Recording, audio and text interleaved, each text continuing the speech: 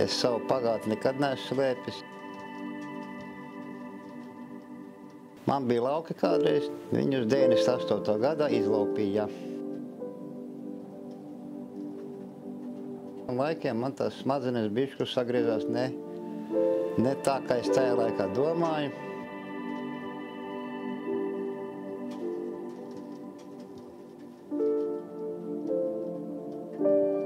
Šo visu būtībā 2 gadu laikā savācu.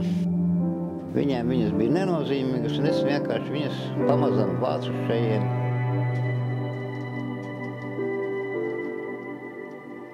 Tā izveidojās tā kā privāts muzejs.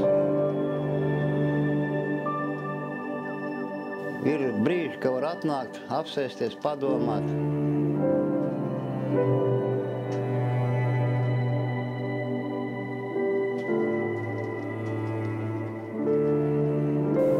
Tad arī tā veidojās.